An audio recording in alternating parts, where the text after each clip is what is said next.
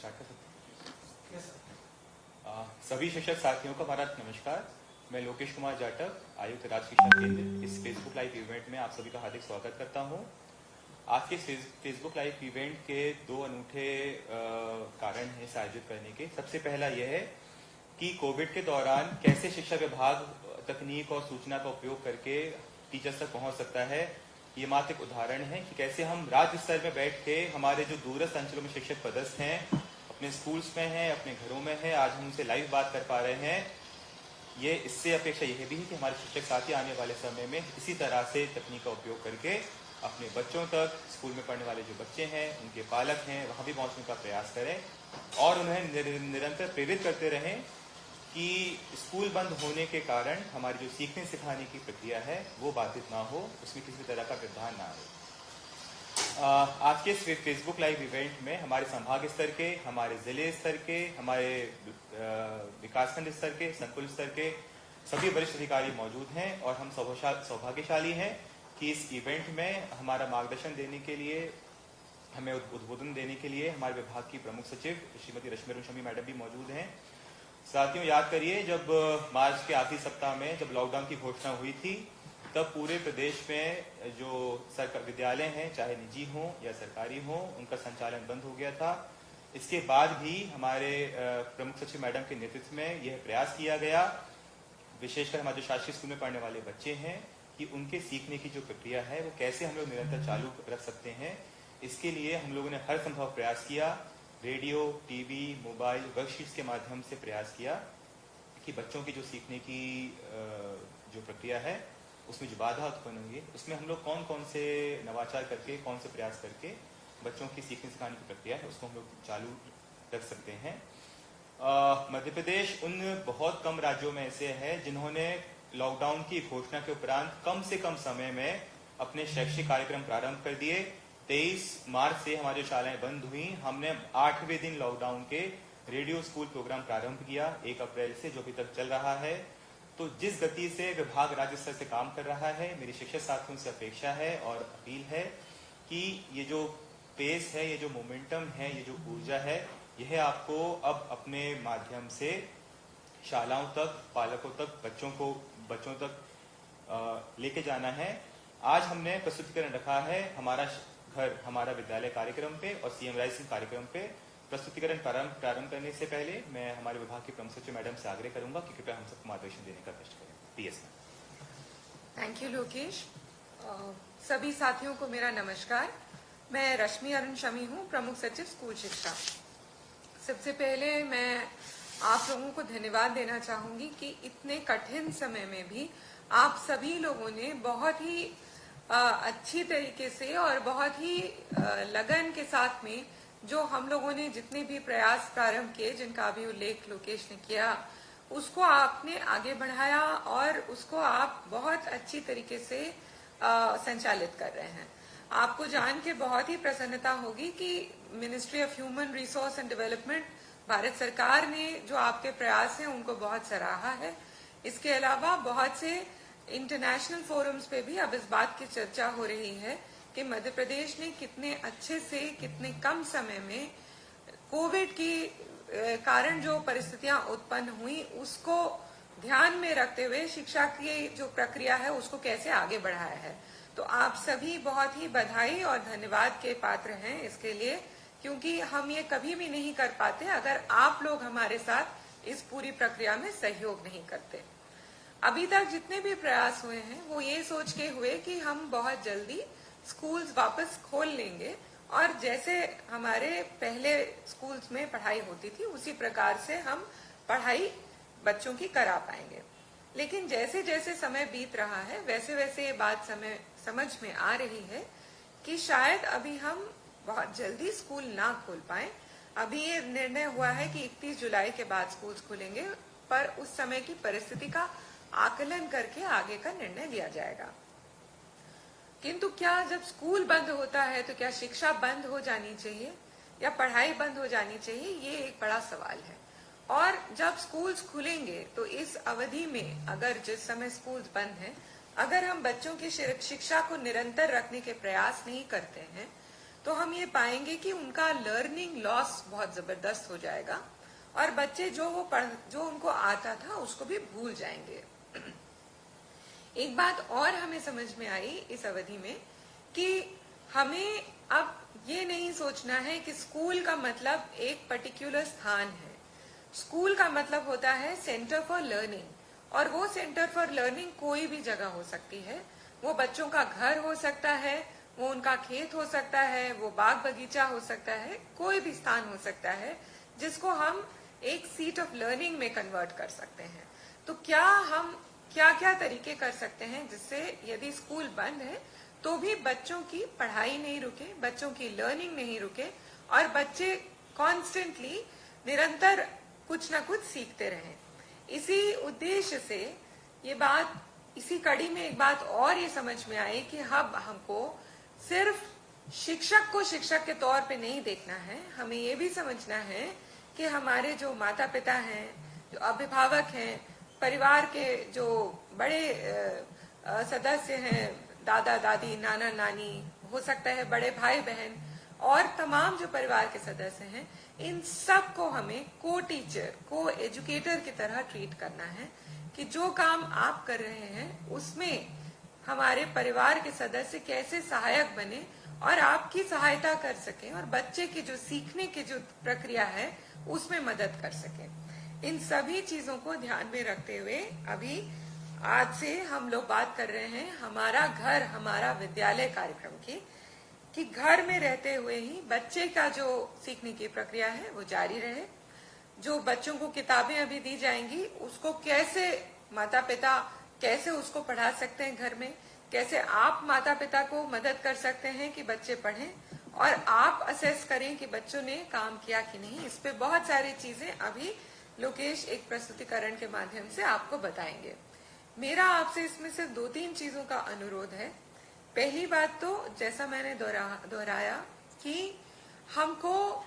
माता पिता को, परिवार के जनों को अपना साथी समझना चाहिए और ये समझना चाहिए कि बहुत कुछ वो स्वयं हमारी मदद करा के बच्चे को सिखा सकते हैं, हमें सिर्फ उनको गाइड करने की जरूरत है। दूसरा,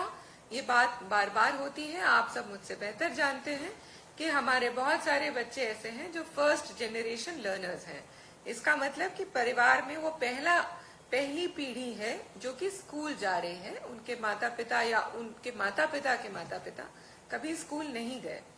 तो उन्हें या उनके परिवार में ये नहीं पता है कि घर में पढ़ाई करते वक्त किन चीजों का, किन सावधानियों का ध्यान रखना चाहिए। तो छोटी छोटी चीजें हैं। पिछले साल एक पत्र भी गया था पेरेंट्स को, उसी प्रकार की बातें कि घर में बच्चे के लिए एक, चाहे कितना भी छोटा घर हो, एक छोटा सा स्थान ऐसा होना चाहिए जहां बच्चा बैठ करके शांतिपूर्ण तरीके से पढ़ाई कर सके, नियमित रूप से पढ़ाई करे। इसके लिए बहुत जरूरी है कि बच्चे में माता पिता इस बात की आदत डालें कि इस स्थान पर पढ़ना है और रोज इसी समय इतनी देर के लिए पढ़ना है। तो वो अलग अलग बच्चों के लिए समय अलग अलग होगा, पर मान लीजिए कि बहुत छोटा बच्चा है, दूसरी कक्षा का बच्चा है, तो हम उम्मीद करेंगे कि लगभग आधा घंटा से 1 घंटा वो बच्चा रोज पढ़े, लेकिन वो अलग अलग जगह घूम घूम के ना पढ़े, एक ही स्थान पे बैठ के पढ़े। कोई घर का कोई एक सदस्य इस बात को सुपरवाइज करे कि वो बच्चा उस स्थान पर बैठा है और उस समय वो पढ़ाई कर रहा है। और बिल्कुल जो हमारे अशिक्षित माता पिता हैं वो भी, या जिनके घर में बहुत ही कम पढ़े लिखे सदस्य हैं, वो भी बच्चे को इस बात के लिए एनकरेज कर सकते हैं कि बच्चा जोर जोर से पढ़े, ताकि माता पिता को या परिवार के सदस्यों को ये समझ में आए कि बच्चा क्या पढ़ रहा है और कहाँ गलती कर रहा है। तब जब आप वहां विजिट करेंगे तो माता पिता आपको भी बेहतर बता पाएंगे और बच्चा भी आपको समझा पाएगा कि उसकी गलती कहाँ हो रही है।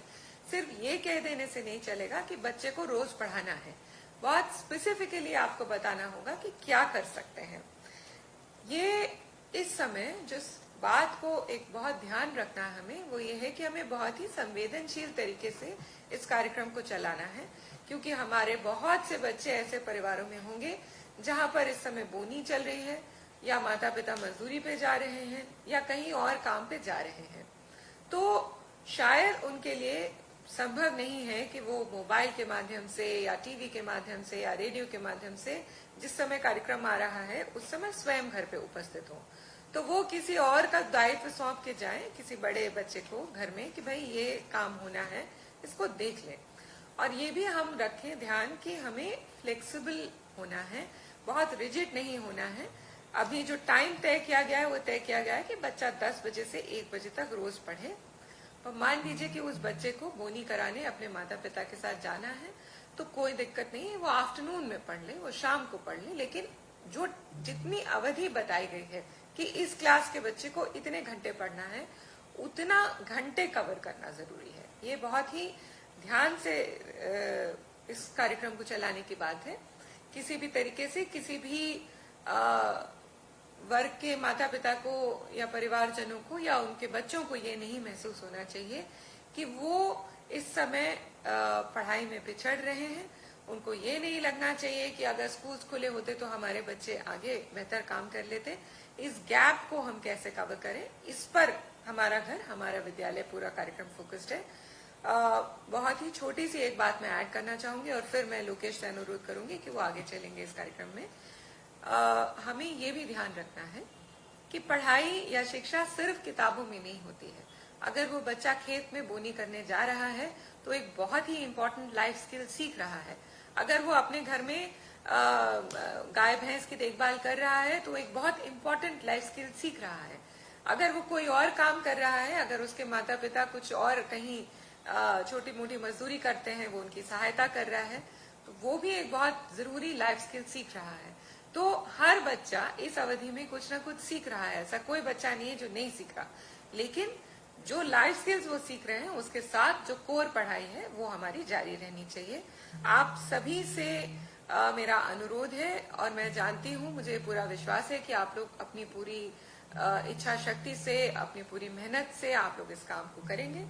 आपको मैं फिर से धन्यवाद देना चाहूंगी कि मैं जानती हूँ कि बहुत सारे आप लोग कोरोना से जुड़े कामों में भी लगे हैं, आपके परिवार आपकी सेफ्टी को लेकर चिंतित हैं। आप बिल्कुल मेहनत से काम करें, चिंता ना करें। एक बात बार बार आती है कि शिक्षकों को कोरोना योद्धा नहीं डिक्लेयर किया गया है। इस बात पर हमने विशेष तौर पे सभी से, जीएडी से भी चर्चा की थी। आप कोरोना योद्धा हैं, वो जो निर्देश है उसमें सभी सरकार के सभी डिपार्टमेंट शामिल हैं। आपके लिए अलग से कोई पत्र निकालने की हमें जरूरत नहीं है। इसलिए अगर आप इस बात को लेकर चिंतित हैं या आपके मन में किसी किस्म का संशय है या भय है तो उसको अपने मन से निकाल दीजिए और अच्छा और बेहतर काम कीजिए। Thank you so much. Lokesh. धन्यवाद मैम आपके सारगर्भित और प्रेरणादायी शब्दों के लिए। और हम सभी शिक्षक साथी तरफ से मैम आश्वस्त करना चाहेंगे कि जो भी निर्देश दिए गए हैं, विभाग की जो अपेक्षा है, हमारे सब शिक्षक उस पर खरा उतरेंगे, क्योंकि हमारे शिक्षकों की यही टीम है जो सफलतापूर्वक चुनाव कराती है, सेंसस कराती है, आपदा प्रबंधन करती है, कोरोना वॉरियर के रूप में उत्कृष्ट कार्य किया है। और जब हम अन्य विभाग का काम इतने अच्छे से कर सकते हैं तो हमारे जो शिक्षा विभाग का जो मूल कर्तव्य है, मूल काम है, उस पर हम सभी पूरी मेहनत से, पूरी ईमानदारी से, पूरी गंभीरता से प्रयास करेंगे ताकि हमारे बच्चों का जो लर्निंग लेवल है उसमें सुधार हो सके। साथियों, हम जल्दी ही अब अपना प्रस्तुतिकरण स्टार्ट करेंगे। प्रस्तुतिकरण 2 हिस्सों में है। पहले हिस्से में हम हमारा घर, हमारा विद्यालय पर चर्चा करेंगे। इसके बाद जो हमारा टीचर्स का प्रशिक्षण कार्यक्रम और एक व्यावसायिक संवर्धन कार्यक्रम है CM राइज, उस पर चर्चा करेंगे।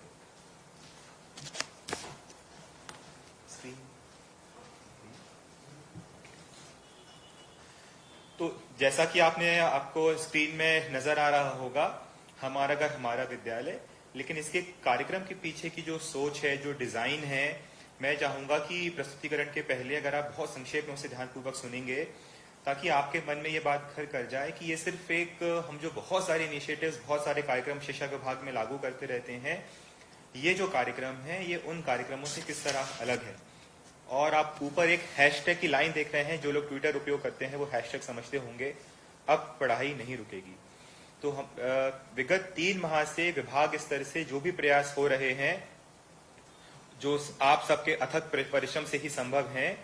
उसका सबसे बड़ा उद्देश्य है, हमारा लक्ष्य है जो हमें हासिल करना है, जिसको निरंतर अग्रसर रहना है, वो है अब पढ़ाई नहीं रुकेगी। साथियों, अभी तक हमने जो भी प्रयास किए हैं उन सभी प्रयासों को समाहित कर उन्हें और एक अच्छे पैकेज के रूप में परिवर्तित कर हम लोग 6 जुलाई से हमारा घर हमारा विद्यालय कार्यक्रम प्रारंभ करने जा रहे हैं। इस कार्यक्रम को प्रारंभ करने के पीछे 3 बहुत महत्वपूर्ण कारण हैं जो आपके संज्ञान में लाना आवश्यक है। पहला है आरटीई संबंधी प्रावधान। आप सभी अवगत होंगे कि शिक्षा का अधिकार जो प्रावधान है उसमें प्राथमिक कक्षाओं के लिए कम से कम 200 अकादमिक दिवस और माध्यमिक कक्षाओं के लिए कम से कम 220 अकादमिक दिवस, यानी कि एक वैज्ञानिक पद्धति से अगर बच्चा सीखे तो कम से कम उसे 200 दिन में वो अपना कोर्स कवर कर पाएगा, लर्निंग आउटकम्स का अचीव कर पाएगा। और माध्यमिक कक्षाओं में यही अवधि 220 दिन की होती है, क्योंकि सिलेबस का जो स्टैंडर्ड है वो थोड़ा सा कठिन होता है और सब्जेक्ट की संख्या है वो ज्यादा होती है। आप देखेंगे कि अगर हमारा 1 अप्रैल से गत वर्षों में जो सत्र स्टार्ट हुआ है, लॉकडाउन की अवधि में हम ऑलरेडी अप्रैल 2020 के करीबन 22 शैक्षणिक दिवस का नुकसान हमें हो चुका है। अगर ये एक आम वर्ष होता तो हमारे शालाएं हैं वो 15 जून से प्रारंभ हो चुकी होती। 15 जून से 30 जून तक भी करीबन हमारे 12 शैक्षणिक दिवस हैं, उसकी कमी हो चुकी है। इस तरह से हमारे शैक्षणिक दिवस का अप्रैल और जून को मिलाकर ऑलरेडी 44 दिन का नुकसान हो चुका है। तो करीबन 10 से 15% का ये नुकसान हो चुका है और इस नुकसान की भरपाई हमें करनी है और इस हमारे बच्चों के जो लर्निंग लेवल हैं वो इससे बहुत ज्यादा प्रभावित ना हो। दूसरा कारण यह है इस कार्यक्रम को प्रारंभ करने का कि आपने देखा होगा आपके परिवार में जिनके बच्चे प्राइवेट स्कूल्स में हैं या आपके नेबरहुड में आपके निकट परिजनों के बच्चे जो प्राइवेट स्कूल में हैं, तो प्राइवेट स्कूल्स ने अप्रैल मई जून के महीने में निरंतर ऑनलाइन क्लासेस चलाई हैं 4-4, 5-5 घंटे की। तो जिन बच्चों के पास मोबाइल है, लैपटॉप है, जो निजी स्कूल्स में है, वहां तो बच्चों की पढ़ाई निरंतर हो रही है। लेकिन हमारे शासकीय स्कूल में पढ़ने वाले बच्चों का जो सामाजिक आर्थिक परिवेश है, जिनके पास इस तरह की सीखने की डिवाइसेस नहीं है, उनके बीच में और निजी स्कूल में पढ़ने वाले बच्चों के बीच में एक लर्निंग गैप विकसित होता जा रहा है। इस गैप को कम से कम करने का भी प्रयास हमारा घर हमारा विद्यालय के माध्यम से किया जाएगा। तीसरा, इस कार्यक्रम को प्रारंभ करने का जो सबसे महत्वपूर्ण कारक है वो है लर्निंग कॉन्टिन्यूम,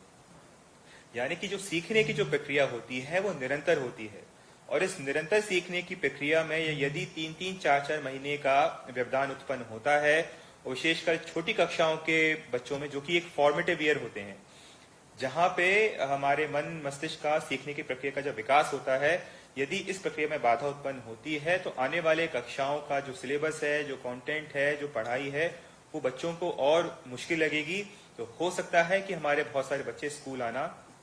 पसंद ना करें, क्योंकि स्कूल में बैठ के आके क्लास में बैठ के क्लास में जो पढ़ाया जा रहा है क्षमता उन बच्चों को समझ में ना आए, क्योंकि 4 से 5 महीने का ब्रेक अगर हो जाता। तो इन 3 जो बहुत महत्वपूर्ण कारक हैं, इनको ध्यान में रख के हमने हमारा घर हमारा विद्यालय कार्य योजना तैयार की है, कार्यक्रम तैयार किया है। ये 3 फैक्टर्स हैं, आपको अपने दिमाग में हमेशा ध्यान में रखने की आवश्यकता है,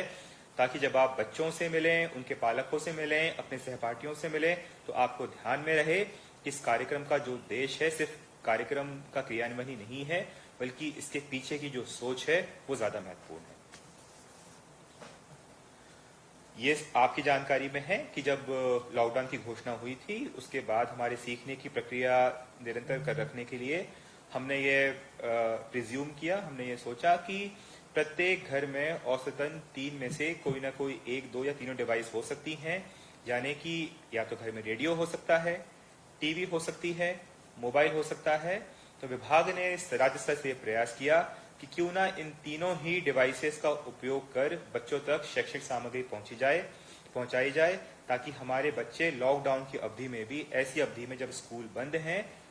ऐसी अवधि में कम से कम सीखने की प्रक्रिया हमारी ना रुके। इसलिए हमने मोबाइल के माध्यम से डिजिलैब कार्यक्रम संचालित किया,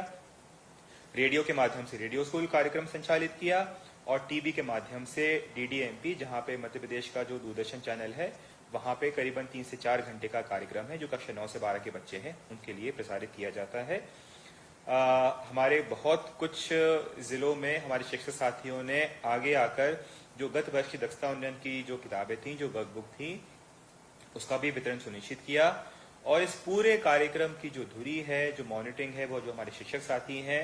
हमारे बहुत सारे शिक्षक साथियों ने बहुत ही अथक परिश्रम कर यह प्रयास किया कि जो भी हम कंटेंट टीवी, रेडियो, मोबाइल या वर्कबुक के माध्यम से बच्चों को सिखाने का प्रयास कर रहे हैं, उसका एक निरंतर फीडबैक हमारे बच्चों को मिले। और हमारे कुछ शिक्षक साथियों ने बहुत ही उत्कृष्ट स्तर का कार्य करके जहां जहां भी कनेक्टिविटी थी, पेरेंट्स के पास, बच्चों के पास मोबाइल फोन थे, उनको जो असाइनमेंट दिए जा रहे थे वो असाइनमेंट व्हाट्सएप पे बुलाए, उसको चेक किया, करेक्ट किया और वापस बच्चों को एक फीडबैक दिया कि बेटा आपने ये गलती की है, इसमें ये कमी रह गई है, आप इसमें सुधार करिए। तो इस तरह के जो क्रियान्वयन का स्तर है वो भी हमारे शिक्षक साथियों ने अचीव किया है। और अब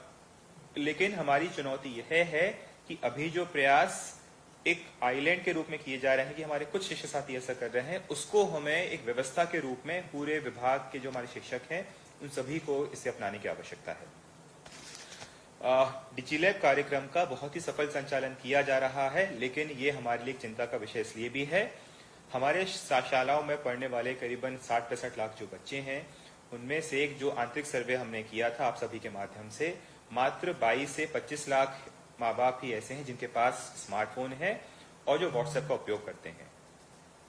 इनमें से इन सभी को आप सभी ने बहुत ही मेहनत करके जोड़कर 50,000 से अधिक व्हाट्सएप समूह बनाए हैं, जो कि कक्षावार हैं, शालावार हैं। परंतु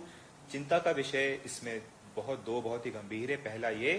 कि हम इतने मेहनत करने के बाद भी मोबाइल और व्हाट्सएप के माध्यम से मात्र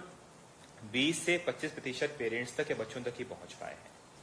और जैसा कि आपको विदित होगा कि हम रोज 10 से 11 के बीच में डिजिलैब पे जो शिक्षण सामग्री भेज रहे हैं, जब हमने कार्यक्रम शुरू किया था तो 2 लाख व्यूज, यानी कि जो हम सामग्री भेज रहे हैं, मात्र 2 लाख बच्चे ही उसका उपयोग करते थे। आप सबने मेहनत की, गृह संपर्क किया, बच्चों से मुलाकातें की, उनके पालकों से आप लोगों ने मिले, गृह संपर्क अभियान किया। उसका परिणाम यह रहा कि अभी हम 6.5 से 7 लाख पर दिन की व्यूअरशिप पे आ गए हैं। परंतु हमारे 1 से 8 के बच्चों का जो एनरोलमेंट है, उसकी अगर पूरे उस फिगर की से तुलना करें तो जो पहुंच है मात्र वो 10% है, जो दर्शाता है कि अब हमें व्हाट्सएप के अतिरिक्त भी कुछ अधिक और कुछ ठोस कार्यक्रम लेके जाना चाहिए, जिससे हम बच्चों तक और पालकों तक पहुंच सकें। तो इन सब चीजों को ध्यान में रखते हुए हमने जो हमारा घर, हमारा विद्यालय जो कार्यक्रम प्रारंभ करने का जो एक कार्ययोजना तैयार की है, उसमें हमने सबसे ज्यादा जोर इस बात को दिया है कि जब स्कूल लगता है और जब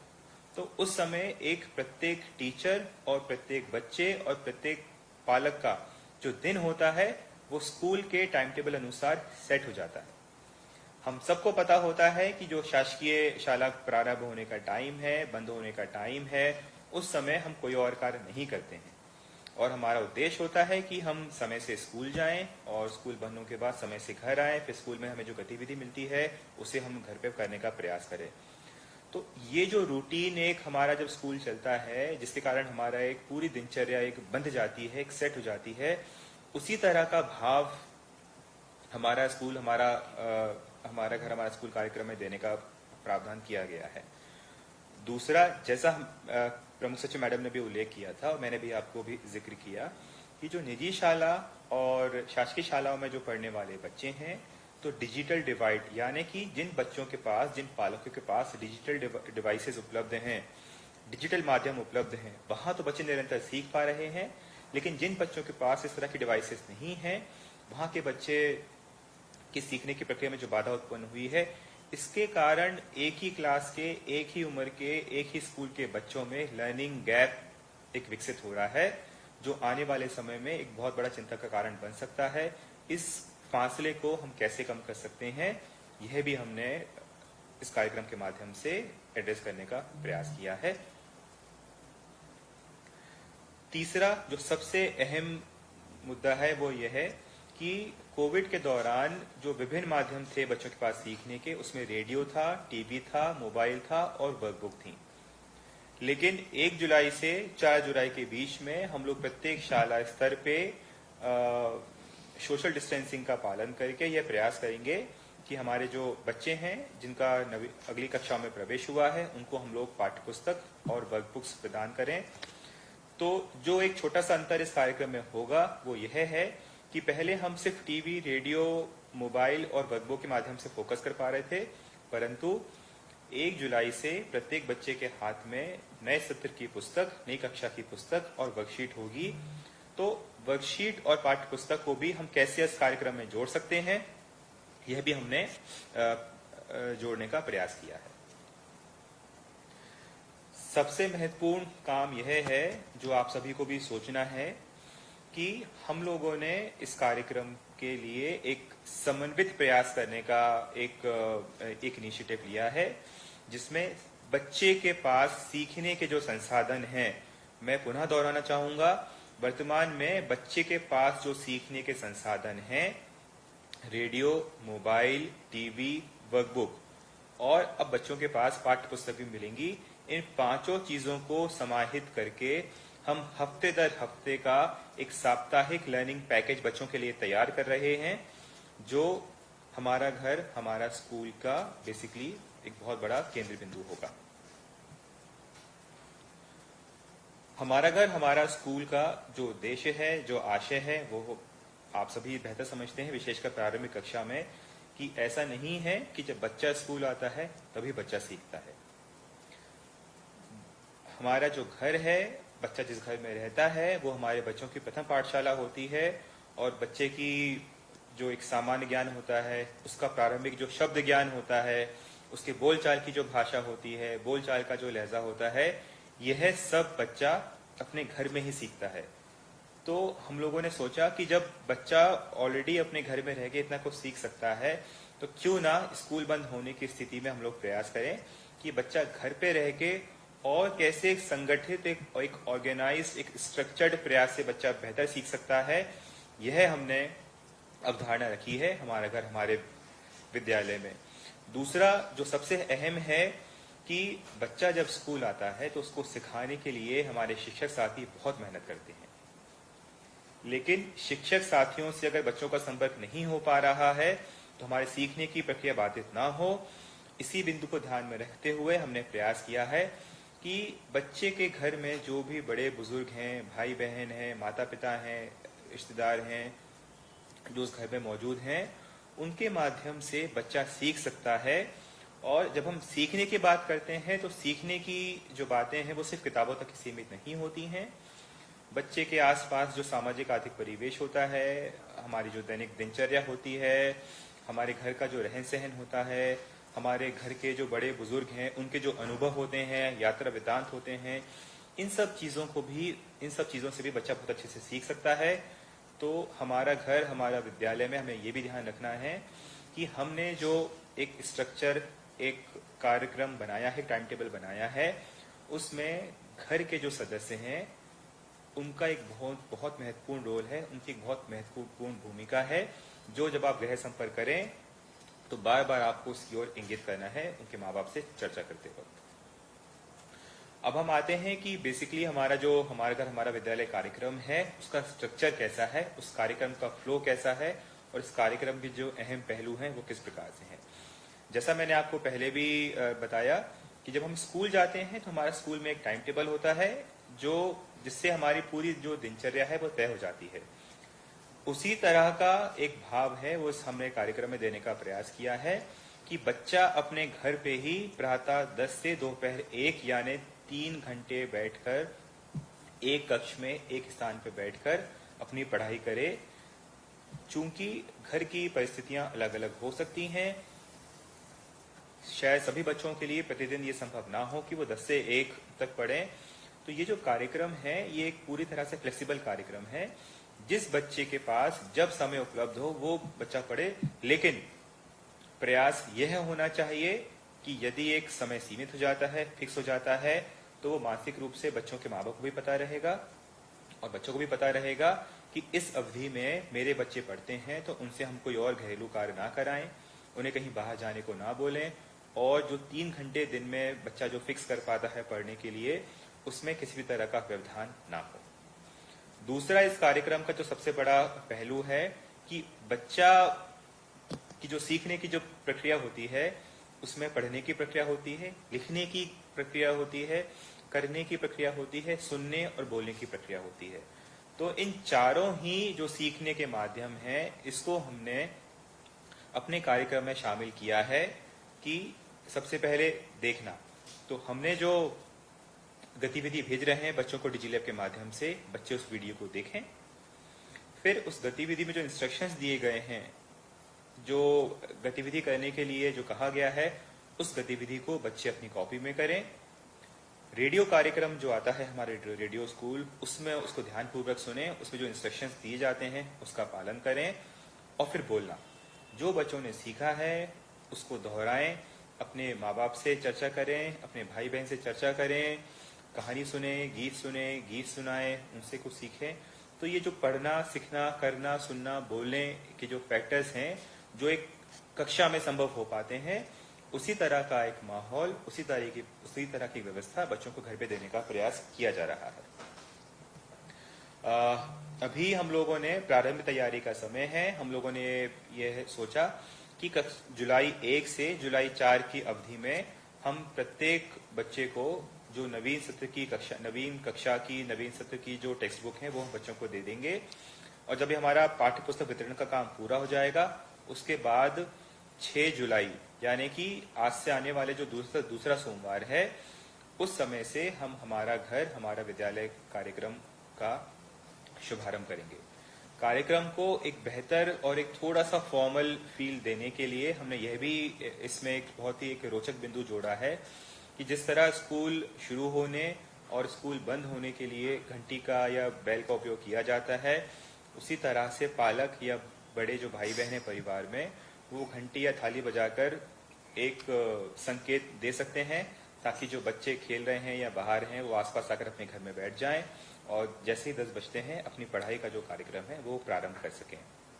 दूसरा, इस पूरा जो हमारे विद्यालय की जो प्रतिदिन की जो दिनचर्या है, उसको हमने 3 हिस्सों में विभाजित किया है। पहला है पढ़ाई का हिस्सा 10 से 1, इसके बाद 4 से 5, क्योंकि पढ़ाई सिर्फ किताबों तक ही सीमित नहीं है, बच्चे खेल कूद के माध्यम से, क्राफ्ट से, कलात्मक गतिविधियों से, पेंटिंग से, ड्राइंग से, लिटरेचर की एक्टिविटीज से बच्चे सीख सकते हैं। प्लस बच्चों पे पढ़ाई का अत्यधिक भार ना हो, वो अत्यधिक बोझित महसूस ना करें, इसीलिए हम लोगों ने 4 से 5 का प्रतिदिन का 1 घंटा है वो आरक्षित किया हुआ है, जिसमें हम यथासंभव रेडियो या टीवी या व्हाट्सएप के माध्यम से विभिन्न तरह की जो गतिविधि हैं जो सीखने की प्रक्रिया को रोचक बनाती हैं और इंटरेस्टिंग कंटेंट बच्चों को देती, जिसमें खेलकूद की गतिविधियां शामिल हैं, इंस्ट्रक्शंस शामिल हैं कि हम रेडियो पे कोई अनाउंसर बोलेंगे, फिर बच्चों को कौन कौन से मूवमेंट करने हैं, पीटी करनी है, इस तरह की जो गतिविधियां हैं वो हम बच्चों से कराने का प्रयास करेंगे। और जो 7 से 8 का समय है वो स्व अध्ययन का समय होगा, जहां पर हमारी अपेक्षा है कि जिस तरह से हमने लॉकडाउन में अलग अलग प्रतियोगिताएं प्रारंभ की थी, उन सभी प्रतियोगिताओं को, थीम को इस 7 से 8 के शाम के 7 से 8 की जो अवधि है उसमें समाहित करते हुए हम बच्चों को प्रेरित कर रहे हैं कि वो वार्तालाप करें, क्योंकि भाषा सीखने का एक बहुत अच्छा माध्यम होता है किस्से कहानी सुनना, आपस में बोलचाल करना, और विशेषकर जब बच्चे आपस की उम्र के बच्चों से बात करते हैं तो जो शब्द ज्ञान होता है वो बहुत सीमित होता है। लेकिन जब बच्चे किसी अपने घर के बड़े बुजुर्ग से या अपने किसी रिश्तेदार से बात करते हैं, क्योंकि उनकी वोकैबुलरी, क्योंकि उनका शब्द ज्ञान बहुत बड़ा होता है, बहुत ज्यादा शब्दों की रेंज होती है, इसीलिए जब उनसे बार बार बच्चे बात करेंगे तो बच्चों की जो भाषा ज्ञान है, जो भाषा कौशल है, उसमें संवर्धन होगा। इसीलिए हम लोगों ने जो 7 से 8 का जो समय है उसमें सुनने और लिखने की जो एक्टिविटी है उसको स्थान दिया है। और सबसे इम्पोर्टेंट बात ये कि हम जो हमारा 6 दिन का जो सप्ताह होता है उसमें सोमवार से शुक्रवार तक हम लोग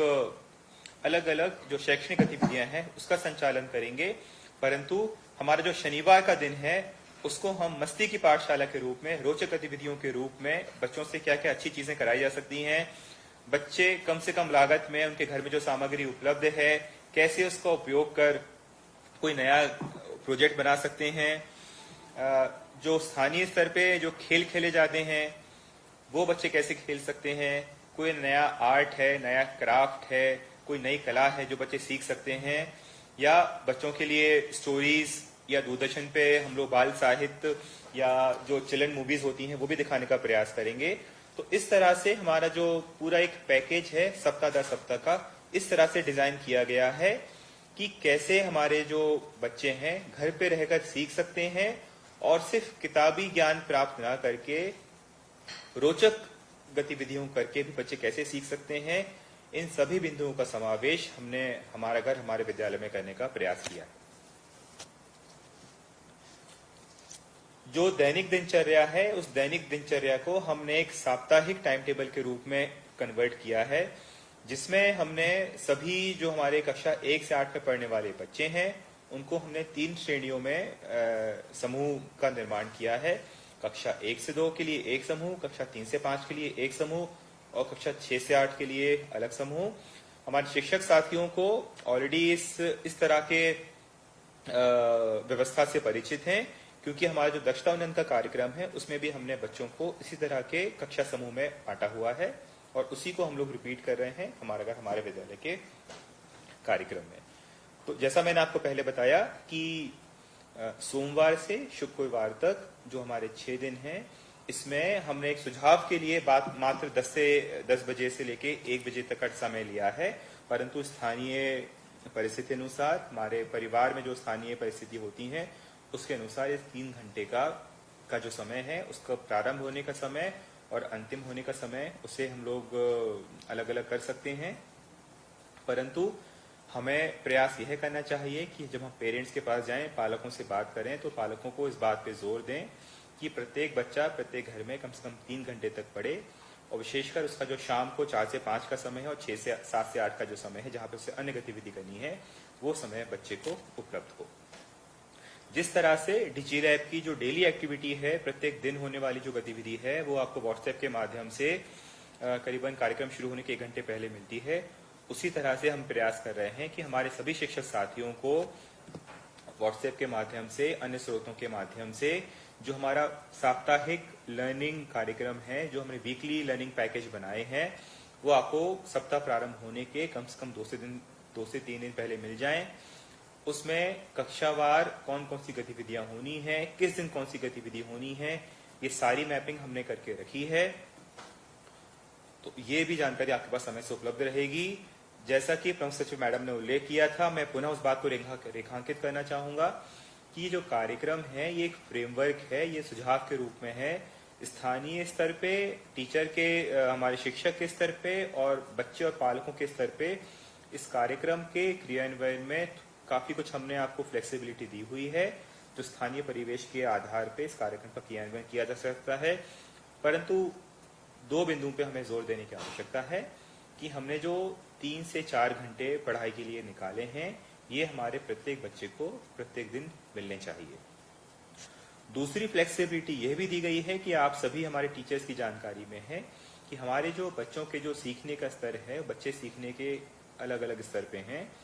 जो बच्चा हमारा तेजी से सीखता है उसको हम और ज्यादा गतिविधि दे सकते हैं या वो और तेजी से हमारी वर्कबुक भर सकता है। तो यह फ्लेक्सिबिलिटी भी हमारे टीचर्स को ध्यान में रखना है, ताकि प्रत्येक बच्चे का उसके सीखने के स्तर के अनुसार इस कार्यक्रम में जो रुचि है वो बनी रहे।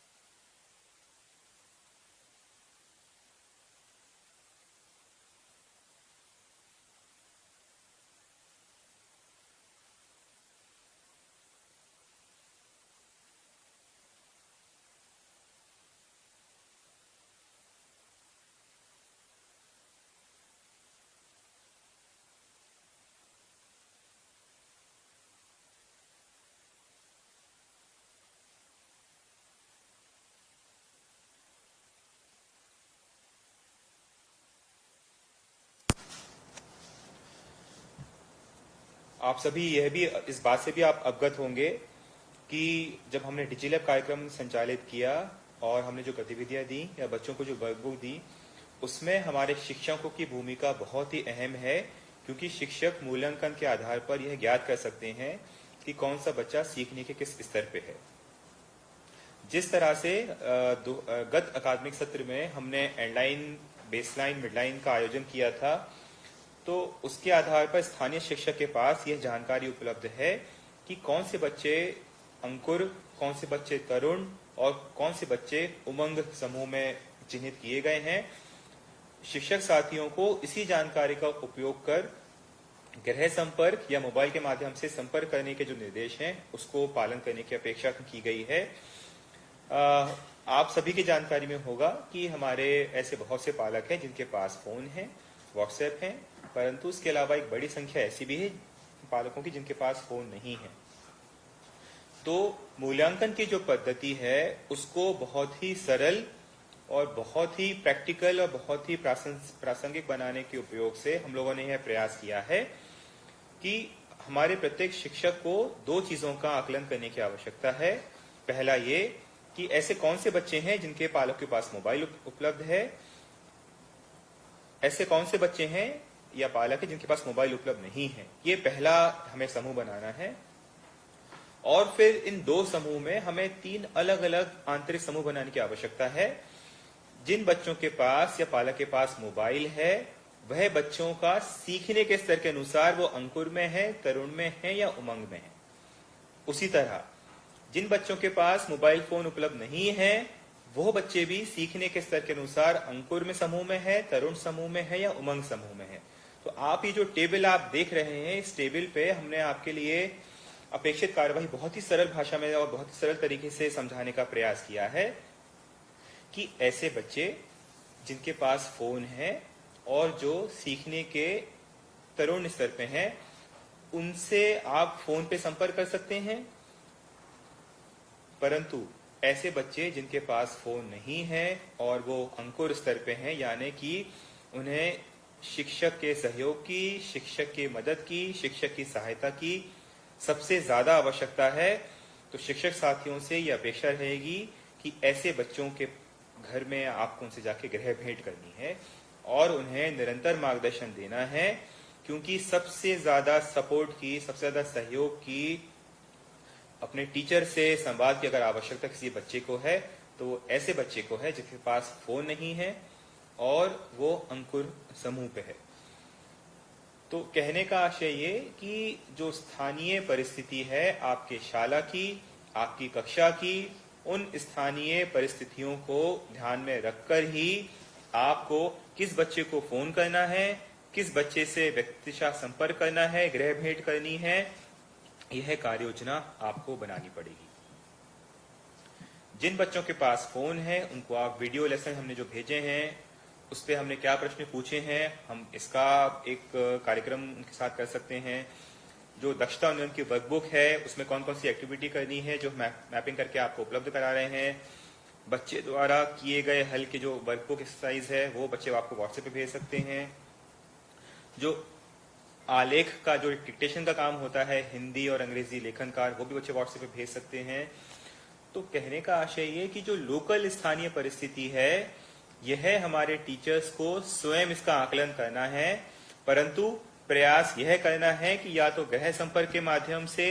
या फोन के माध्यम से हम लोग प्रत्येक बच्चे तक पहुंचे। परंतु वहां पे हमारे शिक्षकों को अपना एक आंतरिक शाला प्रबंधन, कक्षा प्रबंधन इस प्रकार से करना पड़ेगा कि आप कैसे अपने फोन का अधिकाधिक उपयोग कर बच्चों से संवाद कर सकते हैं, और जिन बच्चों के पास फोन नहीं है और अंकुर या तरुण श्रेणी के जो बच्चे हैं, समूह के जो बच्चे हैं, वहां पे आपको गृह संपर्क करना अनिवार्य होगा। सबसे महत्वपूर्ण बात जो हमें ध्यान में रखनी है वो यह भी कि हम सिर्फ एक ही तरफ से वन वे कम्युनिकेशन ना करें, कि राज्य स्तर से जिले स्तर पे, जिले स्तर से संकुल स्तर पे, संकुल स्तर से शाला स्तर पे और फिर शाला स्तर से पालकों और बच्चों तक हमने अपना कंटेंट भेज दिया। सबसे महत्वपूर्ण जो हमारी कड़ी है इस पूरे कार्यक्रम के क्रियान्वयन की, वो है फीडबैक। यानी कि जो कंटेंट बच्चों को भेजा जा रहा है उसे बच्चे कितना समझ पा रहे हैं,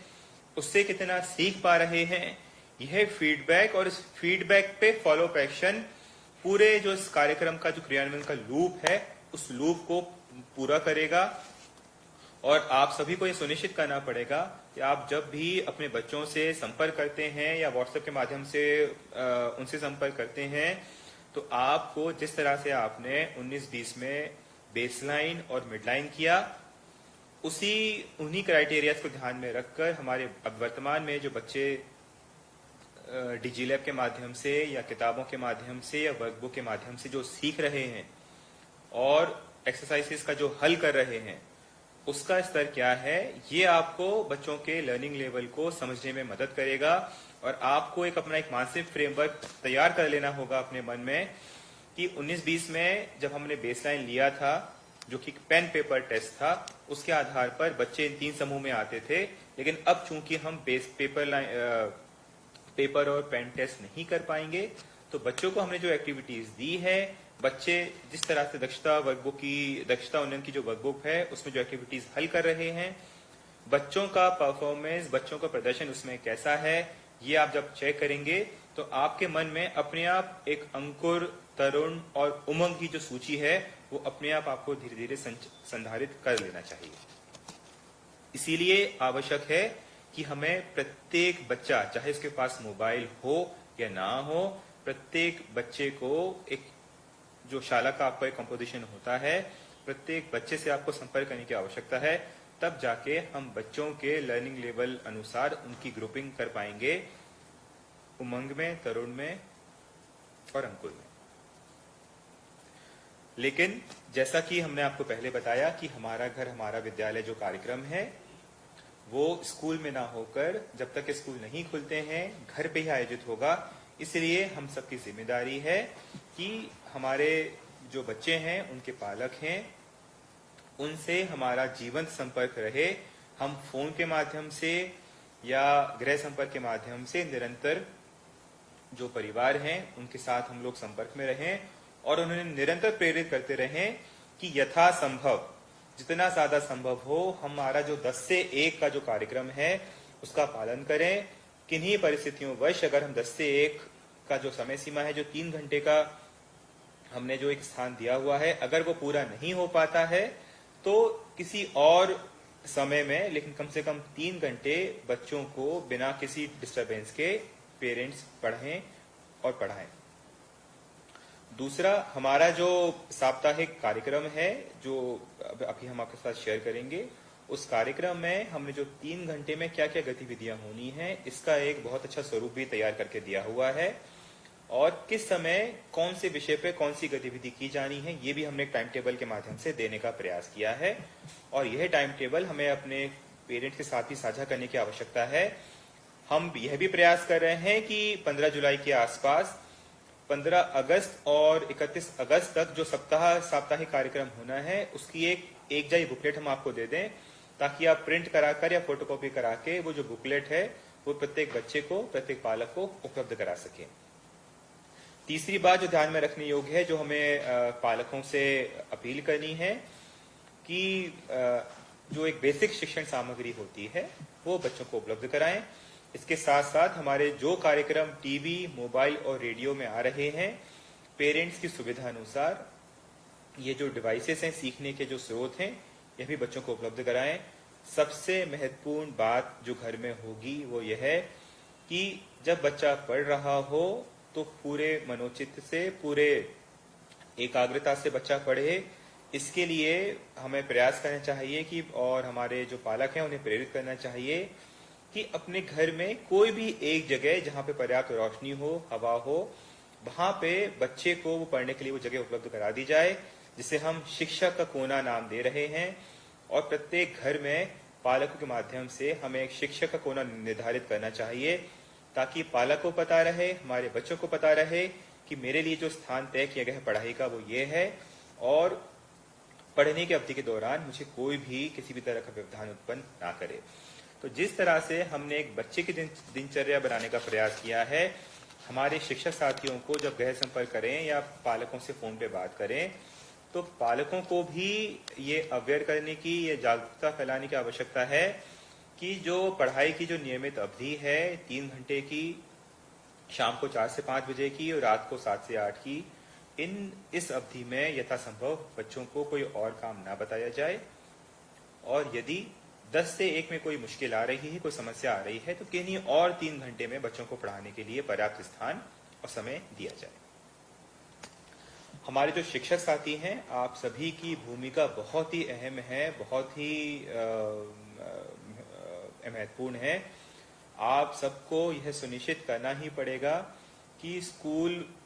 बंद होने की अवधि के दौरान भी हमारे बच्चे ज्यादा से ज्यादा कैसे सीख सकते हैं। और ये तभी संभव हो पाएगा जिस तरह से राज्य स्तर से हमने समय निकाल के, एक्स्ट्रा एफर्ट्स करके, तकनीक का उपयोग करके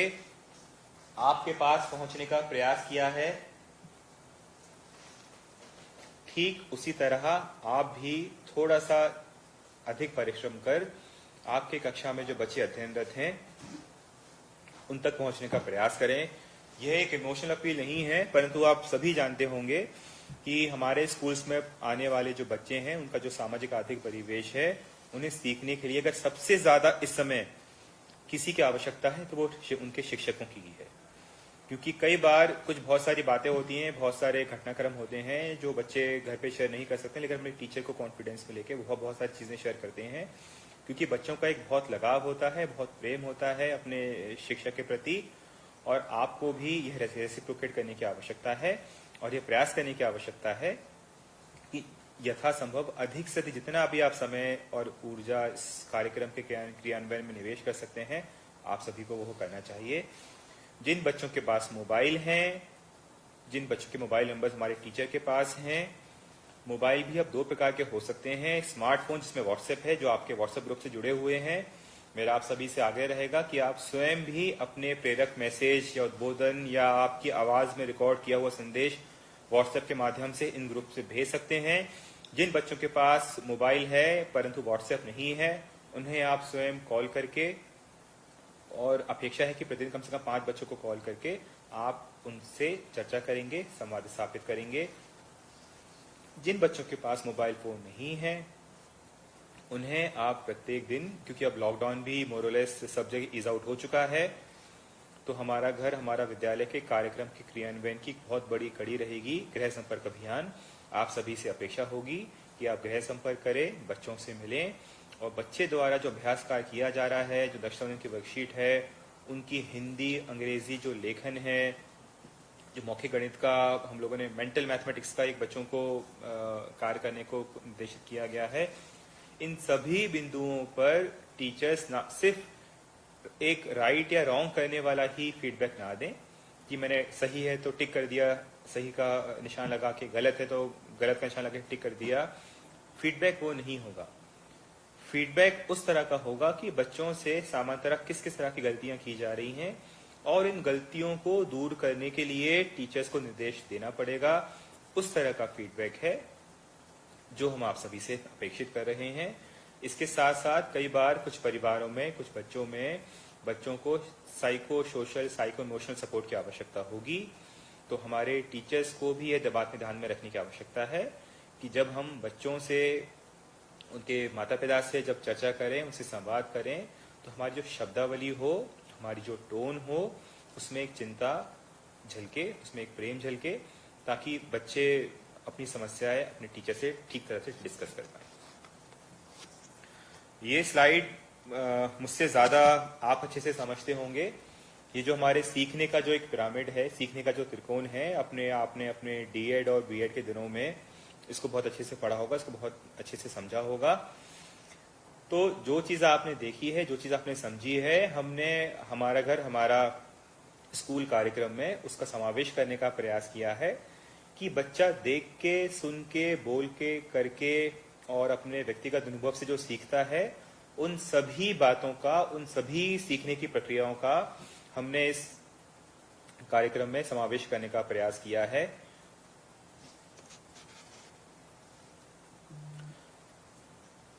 कार्यक्रम में जमीनी स्तर पे क्या हो रहा है और शाला स्तर पे क्या हो रहा है, इसकी मॉनिटरिंग के लिए हमने एम शिक्षा मित्र पे एक नया मॉड्यूल ऑलरेडी विकसित कर दिया है,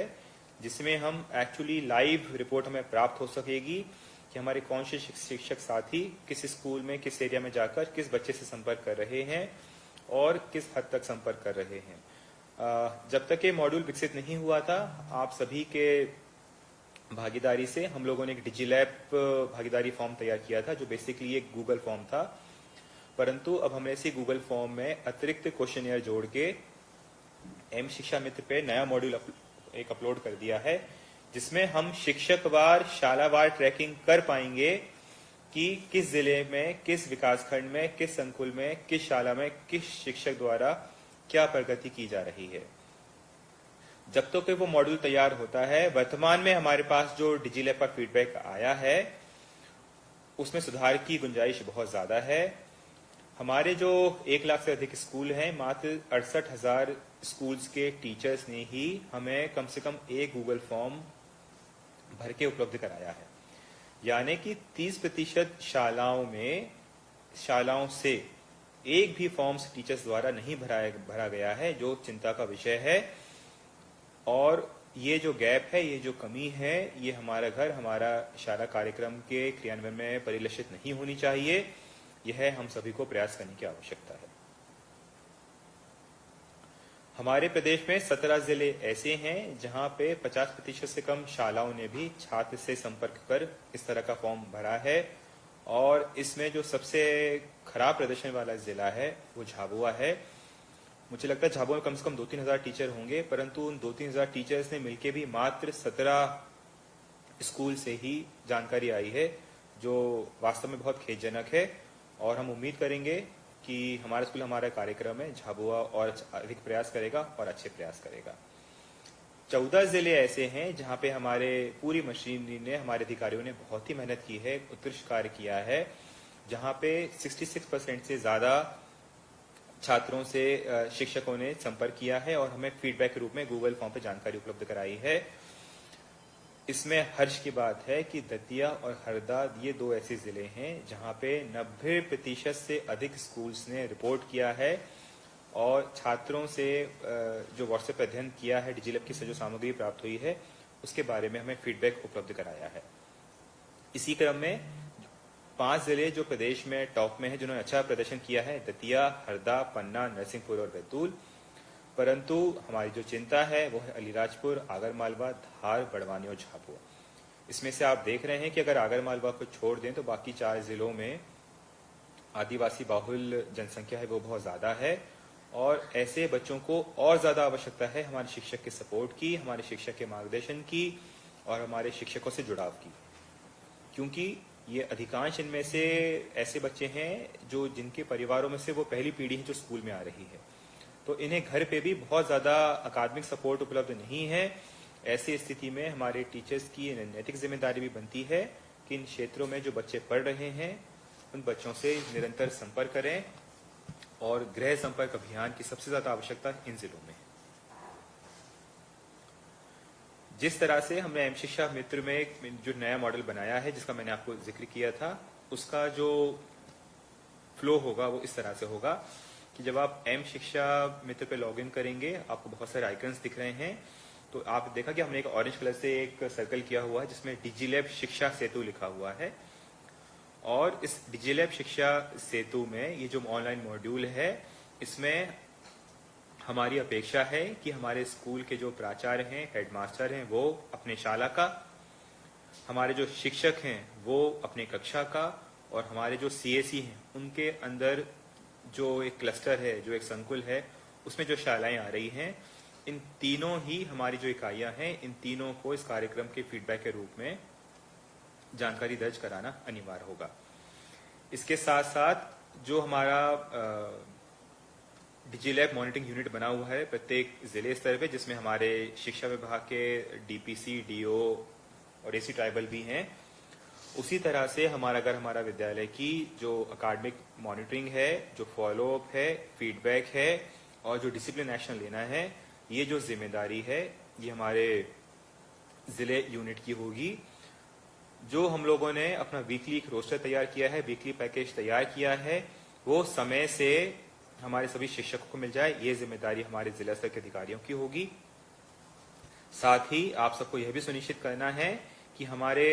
टीचर्स, हमारे शिक्षक साथी निरंतर पालकों और बच्चों से संवाद कर रहे हैं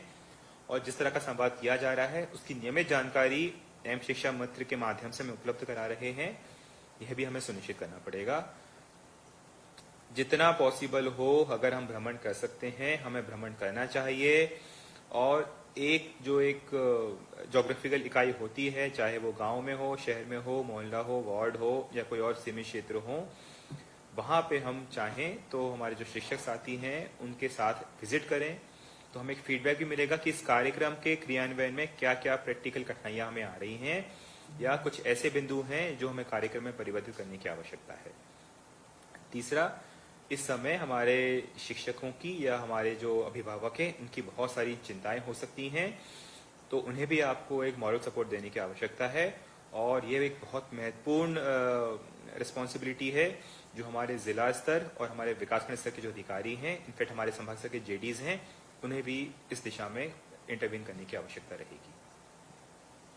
जैसा मैंने आपको पहले बताया कि हमारे विभाग की जो प्रत्येक इकाई है उस प्रत्येक इकाई की महत्वपूर्ण जिम्मेदारियां तय की गई हैं इस कार्यक्रम के क्रियान्वयन में। जिस तरह से टीचर से अपेक्षा की गई है कि वो प्रत्येक दिन कम से कम 5 बच्चों से बात करें या गृह संपर्क करें, उसकी जानकारी हमें एम शिक्षा मित्र के माध्यम से उपलब्ध कराएं। उसी तरह हमारे जो प्रधान अध्यापक हैं, आपके लिए भी हमने एक मॉड्यूल तैयार कर दिया है। आपकी भी जिम्मेदारी बनती है कि आप भी अपने क्षेत्र में, अपने स्कूल का जो कैचमेंट एरिया उसमें आने वाले जो बच्चे हैं, प्रतिदिन कम से कम 5 पेरेंट्स हैं उनसे बात करें और उसका फीडबैक हमें उपलब्ध कराएं। साथ ही आपको अपने वरिष्ठ पद के होने के नाते आपको आगे से लीड करना है, नेतृत्व प्रदान करना है और कोविड के दौरान भी हमारा घर हमारा स्कूल कार्यक्रम का क्रियान्वयन कैसे हो सकता है, इसमें आपको लीडरशिप प्रोवाइड करनी है। आप लीड करेंगे तो आपके अधीन जो शिक्षक हैं आपको फॉलो करेंगे और इससे हमारे कार्यक्रम की जो गुणवत्ता है उसमें बहुत हद तक इजाफा होगा। हम लोगों ने जो राज्य स्तर से प्रयास किया है वो जो वीकली हमें लर्निंग पैकेज बनाना है, हम प्रयास कर रहे हैं कि हमने जो 6 जुलाई से लेके 11 जुलाई का जो लर्निंग पैकेज है वो हमने तैयार कर लिया है।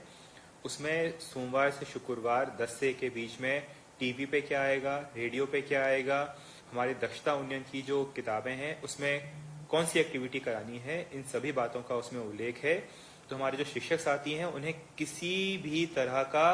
कोई डिजाइन या कुछ क्रिएट करने की आवश्यकता नहीं है। बस हम सबको यह सुनिश्चित करना है पूरी मशीनरी को, जिले स्तर से लेकर शाला स्तर की जो मशीनरी है, कि हमने जो वीकली टाइम टेबल बनाया है इसका क्रियान्वयन बहुत अच्छे से हो जाए और कार्यक्रम की जो रूपरेखा है उसमें किसी भी तरह का डायल्यूशन ना हो। तो साथियों, इस तरह जो हमारा पहला प्रस्तुतिकरण था, हमारा घर हमारा स्कूल कार्यक्रम के ऊपर, वो समाप्त होता है। अब हम लोग कार्यक्रम का जो अगला अंश है सीएम राइज प्रोग्राम, उस पर चर्चा करेंगे। आप सभी की कोई जिज्ञासा हो, कोई सुझाव हो, कोई डाउट हो तो आप फेसबुक का जो चैट बॉक्स होता है या चैट पेज होता है उसमें आप कमेंट्स के रूप में इंगित करा दें, तो हम उसका एक संकलन करके एक FAQ के माध्यम से आपकी जो जिज्ञासा है, क्वेरी है, उसके समाधान करने का प्रयास करेंगे।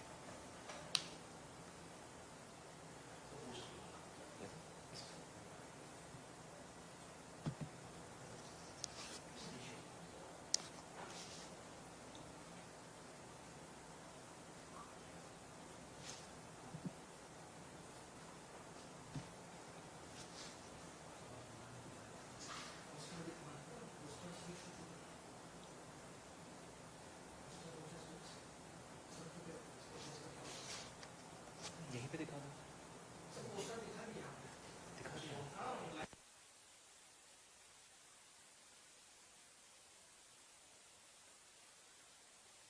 जैसा कि आप सभी को विदित होगा कि जिस तरह से हमने बच्चों के सीखने के लिए जो निरंतर प्रयास किए हैं, हमने शिक्षक साथियों के डिजिटल प्रशिक्षण एवं उनके कौशल संवर्धन के लिए, उनके प्रोफेशनल कॉम्पिटेंस के लिए सीएम राइज नए क्षितिज कार्यक्रम प्रारंभ किया है, जो एक डिजिटल शिक्षक प्रशिक्षण एवं प्रोफेशनल कॉम्पिटेंस डेवलप डेवलपमेंट कार्यक्रम है, जिसमें हमने शिक्षकों को उनकी आवश्यकता अनुसार कौन कौन से कोर्सेज हैं जो वो कर सकते हैं और जिसका सीधा लाभ हमारे कक्षा में अध्ययनरत बच्चों को मिलेगा, उस थीम को ध्यान में रखते हुए हम लोगों ने कोर्सेज हैं विकसित किए हैं। आप सभी सोच रहे होंगे कि जो शिक्षक प्रशिक्षण है वो तो इस साल हो नहीं पाएगा भौतिक, तो क्या हम शिक्षक प्रशिक्षण करें ही ना। तो उस चुनौती को हमने ध्यान में रख के हमने आप सभी के हाथ में जो एक मोबाइल है उसी को एक सीखने का हम कैसे सशक्त माध्यम बना सकते हैं, उसको ध्यान में रखते हुए हमने ये कार्यक्रम डिजाइन किया है। एक प्रश्न जो वाजिब है, जो आप सभी के मन में उत्पन्न होगा कि ऑलरेडी इंटरनेट पे बहुत सारे कोर्सेज उपलब्ध हैं, जिसमें से बहुत सारे हमारे शिक्षक साथी हैं उन कोर्सेज को कर रहे होंगे, ओपन एंडेड जो कोर्स होते हैं। तो ऐसी स्थिति में नए कार्यक्रम करने की आवश्यकता क्या थी। तो आप सभी के संज्ञान में 2 बिंदु लाना आवश्यक है कि पहला ये कि शिक्षक प्रशिक्षण गुणवत्ता शिक्षा का एक बहुत अहम बिंदु है, बहुत अहम कारक है। जिस तरह से कोविड की परिस्थितियों में लर्निंग लैंडस्केप जिस तरह से परिवर्तित हो रहा है, हमें पीछे नहीं रहना है, हमें 5 साल आगे का सोचना है। इन सब बिंदुओं को समाहित करते हुए फ्यूचर रेडी स्कूल्स हमें तैयार करने हैं। उन भविष्य के शालाओं में किन किन बातों का समावेश होगा, उसके लिए हमारे टीचर्स को हम कैसे प्रशिक्षित कर सकते हैं, यह सब बिंदु हमने इस कार्यक्रम में समाहित किए हैं। दूसरा यह है कि हमारे टीचर्स को आवश्यकता अनुसार और उच्च गुणवत्ता की सामग्री टीचर ट्रेनिंग के लिए मिले, यह भी हमने सीएम राइज के माध्यम से करने का प्रयास किया है। आप सभी अपने कक्षा में डिफरेंशियल लर्निंग का कॉन्सेप्ट समझते होंगे कि जिस तरह से एक ही कक्षा में आपने देखा होगा कोई बच्चे अंकुर के स्टेज पर हैं, कई बच्चे उमंग के समूह में हैं, कई बच्चे तरुण के समूह में हैं। कहने का आशय कि जिस तरह से बच्चों के सीखने का जो पेस है, बच्चों की सीखने की जो क्षमता है, जो काबिलियत है, वो अलग अलग होती है। उसी तरह से टीचर्स ट्रेनिंग में हम जो कंटेंट टीचर्स को देते हैं एक क्लासरूम में, कई बार वो बहुत प्रभावी नहीं होता है, क्योंकि हमें एक निश्चित समय पे प्रारंभ करना होता है, निश्चित समय में समाप्त करना होता है। तो हम सभी शिक्षकों को व्यक्तिगत ट्रीट ना करते हुए एक बैच के रूप में ट्रीट करते हैं और हमें उन्हें क्लासरूम सेशंस के माध्यम से उन्हें हम ट्रेनिंग देते हैं। परंतु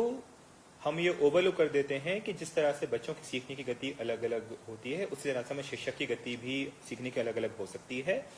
तो क्यों ना हम एक ऐसा प्लेटफॉर्म तैयार करें जो टीचर्स के लिए बहुत ही सरल हो, सुविधाजनक हो और उनके पास जो सीखने का समय उपलब्ध है उसको ध्यान में रखते हुए हम कैसे निरंतर ट्रेनिंग दे सकते हैं। इन सब उद्देश्य के साथ हमारा सीएम राइज जो कार्यक्रम है वो प्रारंभ किया गया है। मई के महीने में मध्य प्रदेश के साथ साथ 5-6 और राज्यों ने टीचर्स ट्रेनिंग के डिजिटल प्लेटफॉर्म प्रारंभ किए थे। परंतु हम सभी के लिए बहुत हर्ष की बात है, बहुत ही सम्मान की बात है कि जिस तरह का रेस्पॉन्स जिस तरह का एक जुड़ाव हमारे मध्य प्रदेश के शिक्षक साथियों से हुआ है वो पूरे देश में अव्वल है। सबसे सफल हाल ही में जो लॉन्च हुआ, अगर किसी अन्य राज्य का प्लेटफॉर्म है टीचर्स ट्रेनिंग का, उसमें से सबसे ज्यादा सफल सीएम राइज ही साबित हो रहा है और उसके लिए आप सभी बधाई के पात्र हैं। आप सभी ने बहुत ही लगन से, बहुत ही मेहनत से कोर्सेज पूरा करने का प्रयास किया है, लॉगिन करने का प्रयास किया है। वर्तमान में हमारे पोर्टल पे हम लोग 4 कोर्सेज लॉन्च कर चुके हैं। पहले, दूसरे और जो तीसरा कोर्स है उसका कंप्लीशन रेट बहुत अच्छा है, परंतु हम लोगों ने जानबूझ के दूरस्थ शिक्षण का जो कोर्स है उसको अभी रखा ताकि आप इस कोर्स को देख लें, समझ लें, इस कोर्स को अच्छे से पूरा कर लें, ताकि जब 6 जुलाई से हमारा घर हमारा स्कूल कार्यक्रम प्रारंभ हो तो आप सभी को पता हो कि इस कार्यक्रम का उद्देश्य क्या है और दूरस्थ शिक्षण कोर्स के माध्यम से आपने जो सीखा है आप कैसे उससे इस कार्यक्रम को और सफल बना सकते हैं। आप देख रहे हैं कि हमारे जो पहला, दूसरा और तीसरा कोर्स है उसमें आप सभी ने बहुत ही उत्साह से पार्टिसिपेट किया है, परंतु हमारा जो करीबन 1 सप्ताह पहले जो चौथा कोर्स दूरस्थ शिक्षण, जो आज के समय की आवश्यकता है, इस कोर्स में अभी मात्र 42% शिक्षकों ने ही पंजीयन किया है और 23% शिक्षक हैं वो इस कोर्स को पूरा कर पाए हैं। इस कार्यक्रम को समग्र रूप और व्यवस्थित रूप देने के लिए हमने यह भी प्रयास किया कि टीचर्स तक पहुंचने के पहले हमारे जो शिक्षा से जुड़े साथी हैं, हमारे जो शिक्षण प्रशासक हैं, हमारे जो एडमिनिस्ट्रेटिव यूनिट्स हैं, उनको भी पता रहे, उनको भी जानकारी रहे कि हमारे टीचर्स को हम जो ट्रेनिंग दे रहे हैं, जो मॉड्यूल्स इंट्रोड्यूस कर रहे हैं, उसका कंटेंट क्या है, उसका फ्लो क्या है, उसका स्ट्रक्चर क्या है, उसकी उपयोगिता क्या है। इसीलिए हमने शुरू के जो प्रारंभ के जो 2 कोर्सेज थे, वो शिक्षक साथियों के साथ कोर्स प्रारंभ करने के पहले हमारे जो ब्लॉक स्तर, जिले स्तर, संभाग स्तर के अधिकारी हैं और हमारे जो शिक्षक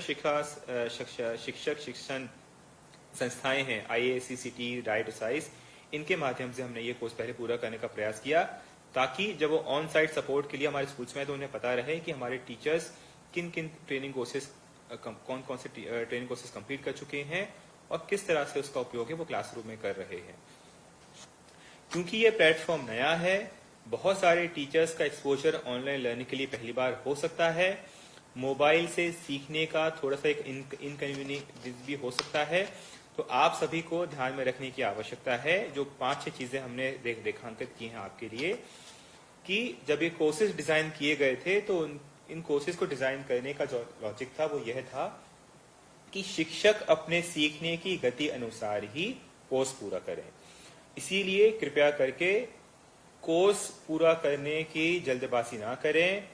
जितना जैसे जैसे आप समझते जा रहे हैं, अगर आपको चीजें समझ में नहीं आ रही है, उसको आप बैक करके देखें, रिपीट करके देखें, दोबारा पढ़ के देखें, लेकिन मात्र कोर्स कंप्लीट करने के उद्देश्य से ही कोर्स में आगे ना बढ़े। हमारा जो चौथा मॉड्यूल है वो थोड़ा सा मॉड्यूल बड़ा है, उसमें कुछ ऑडियोज हैं, वीडियोज हैं, PDF भी हैं, आपको एडिशनल पढ़ना पड़ेगा। तो अपने लिए कोई टारगेट नहीं रखें कि आपको 2 दिन में कोर्स करना है, 3 दिन में कोर्स करना है। यह किसी भी तरह की रेस नहीं है कि जिसमें कोई एक अव्वल आए। ये एक सामूहिक रेस है जिसमें हम सभी अव्वल आएंगे, और इसका फायदा हमें तभी मिलेगा स्कूल प्रशिक्षण कार्यक्रम का, जब हमने जो कोर्स के माध्यम से जो बातें सीखी हैं, जो ट्रेनिंग के माध्यम से बातें सीखी हैं, वो कैसे हम अपने क्लासरूम में लेके जाएंगे। इसीलिए जो सबसे महत्वपूर्ण पहलू है कि कृपया करके मात्र सर्टिफिकेट प्राप्त करने के उद्देश्य से इन कोर्सेज का अध्ययन ना किया जाए। हम सबकी चिंता होनी चाहिए कि जिस उद्देश्य के साथ ये कोर्स बनाए गए हैं, आप उन उद्देश्य की पूर्ति करें, और आपने इन कोर्सेज के अध्ययन के बाद जो सीखा है, आप कैसे उसको अपने कक्षा में इम्प्लीमेंट कर सकते हैं, कैसे अपने कौशल का उन्नयन कर सकते हैं, और इस बेहतर कौशल के साथ आप कैसे अपने क्लासरूम को एक अच्छा, एक्टिव, इंगेजिंग और एकेडमिक प्रोसेस अच्छे गुणवत्ता सुनिश्चित कर सकते हैं। क्योंकि आने वाले समय में हमारे कोर्सेज नए आते जाएंगे, कोर्सेज की संख्या बढ़ती जाएगी, थोड़े से और मुश्किल कोर्सेज भी आते जाएंगे। शायद आप कोर्स कंप्लीट करने के बाद आपको सारी बिंदु ध्यान में ना रहें, तो मेरा आप सभी से आग्रह रहेगा कि जिस तरह बच्चे अपनी एक कॉपी तैयार करते हैं, हमारे शिक्षक साथी भी उसी तरह से अपनी डायरी तैयार कर लें, और इस कोर्स में आपने जो भी सीखा है उसके इंपॉर्टेंट बिंदु हैं, जो अहम बिंदु हैं, उनको आप छोटे छोटे बुलेट पॉइंट्स में आप रख लें। और ये डायरी आपके काम आएगी जब हमारे स्कूल्स खुलेंगे, जब हम शैक्षिक संवाद करेंगे, या आप ऑनलाइन वीडियो कॉन्फ्रेंसिंग के माध्यम से जो शैक्षिक संवाद करते हैं, उस सभी में इस डायरी का बहुत अहम योगदान होगा। क्योंकि यह डायरी आपकी जो लर्निंग है उसको मजबूत करने में, सुदृढ़ करने में, रिइंफोर्स करने में बहुत सहायक होगी। और अंत में एक बात और हमें ध्यान में रखनी है कि आने वाले कोर्सेज में जो सर्टिफिकेट जारी होगा, वो सर्टिफिकेट मात्र जब आप एम शिक्षा मित्र ऐप के माध्यम से डाउनलोड करेंगे और लॉगिन करेंगे, तभी आपको वो सर्टिफिकेट प्राप्त होगा। सर्टिफिकेट अपने आप में महत्वपूर्ण नहीं है सिर्फ, बट सर्टिफिकेट का एक बिंदु यह है कि हम लोग यह भी प्रयास करें कि जैसे जैसे हमारे शिक्षक साथी ये कोर्सेज कंप्लीट करते जाते हैं, उन्हें सर्टिफिकेट डाउनलोड कर लेते हैं। आपके सर्टिफिकेट की कोर्स कंप्लीशन का जो सर्टिफिकेट है उसकी एक कॉपी है, वो आपके सर्विस बुक में हम लोग अपडेट करने का प्रयास कर रहे हैं कि एज एंड व्हेन जब आप अपना कोर्स कंप्लीट कर लेंगे, एक ऑटोमेटिक व्यवस्था से आपकी सर्विस बुक में एक फोल्डर बनता रहेगा जिसमें इस बात की जानकारी होगी कि हमारे शिक्षक साथियों ने कौन कौन से कोर्सेज कंप्लीट कर लिए हैं। इसका सीएम राइज का जो क्रियान्वयन है वो तो हम मोबाइल के माध्यम से कर रहे हैं, परंतु इसके क्रियान्वयन में, क्वालिटी इनपुट्स देने में, शैक्षिक संवाद को एंकर करने में और कार्यक्रम के फीडबैक के लिए हमने डाइट्स को, हमारे डीओ को, डीपीसी को, एपीसी को, यानी कि हमारे जिला स्तर की, हमारे ब्लॉक स्तर की जितनी भी इकाइयां हैं उन सब का हमने प्रशिक्षण दिया है, उनको ट्रेनिंग दी है और इससे अपेक्षा की है कि सीएम राइज प्रोग्राम की जो प्रगति है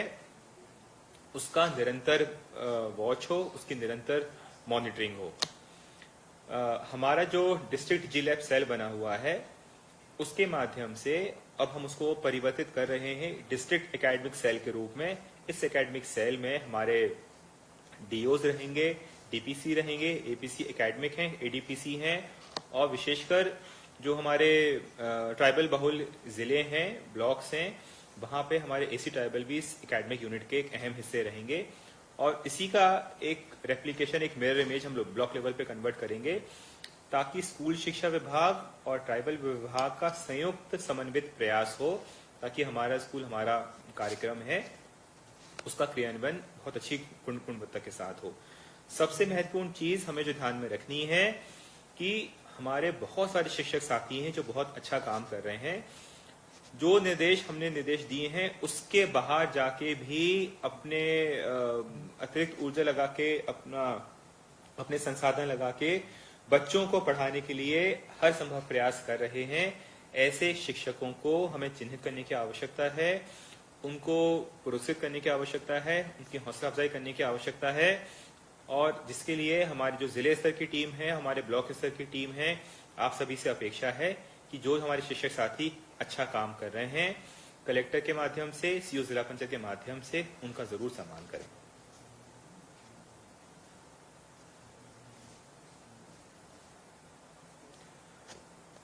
हमारे शिक्षक साथी जो पहले हमने कई शिक्षक साथियों से प्रस्तुतिकरण किया था सीएम राइज का, जो पहली बार जुड़े हैं, बस आपकी जानकारी को बहुत संक्षेप में बताना चाह रहे हैं कि हमारे जो सारे जो कोर्सेज हैं वो दीक्षा, जो कि हमारे भारत सरकार का एक ऐप है, हमारे संसाधन विकास मंत्रालय का, ये सारे कोर्सेज दीक्षा ऐप पे उपलब्ध हैं। परंतु आप दीक्षा जब आप डाउनलोड करेंगे तो दीक्षा जब आप डाउनलोड करते हैं तो आप जो बाएं हाथ पे स्क्रीन देख रहे हैं जहां पे हमने हाथ के निशान से दिया है log in with state system, तो जब आप जो हरे कलर की पट्टी है, आप सभी हमारे शिक्षक साथी से अपेक्षा कि आप इसी पे क्लिक करें, क्योंकि अगर आप इससे क्लिक नहीं करेंगे तो हमने जो एक ऑटोमेटेड सिस्टम क्रिएट किया हुआ है सिंगल साइन ऑन का, और आपके जो कोर्स कंप्लीशन के बाद जो सर्टिफिकेट है वो आपकी ई सर्विस बुक में अपडेट हो जाएं, वो तभी संभव हो पाएगा जब आप हमारे मध्य प्रदेश के जो स्टेट सिस्टम अलग से तैयार किया गया है, जब आप उससे लॉग इन करेंगे। तो जब दीक्षा ऐप आप डाउनलोड करते हैं तो उसमें आपसे लॉग इन के दो विकल्प पूछे जाते हैं, एक नीले कलर का है, एक हरे कलर का है। जब आप हरे कलर के लॉग इन पे क्लिक करेंगे तो आपको अगली विंडो, जो बीच की एक विंडो दिख रही है, स्क्रीनशॉट हमने जिसका लिया है, उसमें आप देख रहे हैं कि हमारे प्रदेश का नाम आ रहा है, स्टेट मध्य प्रदेश। फिर आप इस पे लॉग इन करेंगे। जब आप मध्य प्रदेश पे लॉग इन करेंगे तो एक तीसरी विंडो, एक तीसरा स्क्रीन आपके लिए खुलेगा जिसमें लिखा है लॉग इन इनटू दीक्षा, और इस लॉग इन में जो आपका यूजर नेम है और पासवर्ड है वो वही यूजर नेम और पासवर्ड है जिसका उपयोग करके आप एम शिक्षा मित्र पे लॉग इन करते हैं। तो इसके लिए कोई अलग से यूजर आईडी और पासवर्ड क्रिएट नहीं किया गया है। आपका जो एम शिक्षा मित्र का जो लॉगिन आईडी और पासवर्ड है आप उसी का उपयोग करेंगे तो आप इन कोर्सेज के लिए आप इन कोर्सेज को अध्ययन कर सकते हैं। जैसा मैंने बताया कि जैसे ही आप कोर्स कंप्लीट करेंगे एक ऑटो साइन से जनरेट किया हुआ सर्टिफिकेट आपको प्राप्त होगा, जिसको आप डाउनलोड भी कर सकते हैं।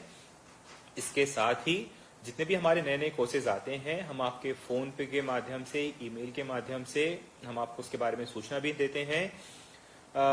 जो हमारा ऑटोमेटेड सिस्टम है इसमें कोर्स कंप्लीशन और सर्टिफिकेट जनरेशन में औसतन 8 से 10 दिन का समय लगता है। तो कृपया करके इस बारे में आप चिंतित मत होइए कि आपने एक हफ्ते पहले अपना कोर्स कंप्लीट कर लिया है, इसके बाद भी आपको प्रमाण पत्र नहीं मिला है, क्योंकि ये ऑटोमेटेड सिस्टम होता है। जब आप कोर्स कंप्लीट करते हैं उसकी कंप्लीशन की जानकारी हमारे सर्वर पे जाती है, फिर सर्वर से आपका नाम, आपका यूआईडी, आपने कौन सा कोर्स कंप्लीट किया है, ये जानकारी हमारे सर्टिफिकेट में आती है, जिसमें करीबन 7 से 8 दिन का समय लगता है। तो ये एक नेशनल नॉर्मल टाइम है, इससे ज्यादा चिंतित होने की आवश्यकता नहीं है। इसके साथ साथ हम लोगों ने आपको निरंतर नए नए मैसेजेस सीएम राइज कार्यक्रम के संबंध में आते हैं, जिसमें हमारे कुछ शिक्षक साथी हैं, उनके जो फीडबैक होते हैं, उनके जो कमेंट्स होते हैं, हमारे राज्य स्तर के जो अधिकारी हैं उनके कुछ ऑब्जर्वेशंस होते हैं, वो भी हम आपको भेजते हैं। तो कृपया करके हमारे जो जिले स्तर की टीम है, ब्लॉक स्तर की टीम है, वो सुनिश्चित करें कि जो मैसेज हम आपको भेज रहे हैं ये मैसेज आप तक ना रुकें, बल्कि हमारे प्रत्येक शिक्षक साथी है उन तक ये मैसेज पहुंचे। अगर आपको लॉगिन में या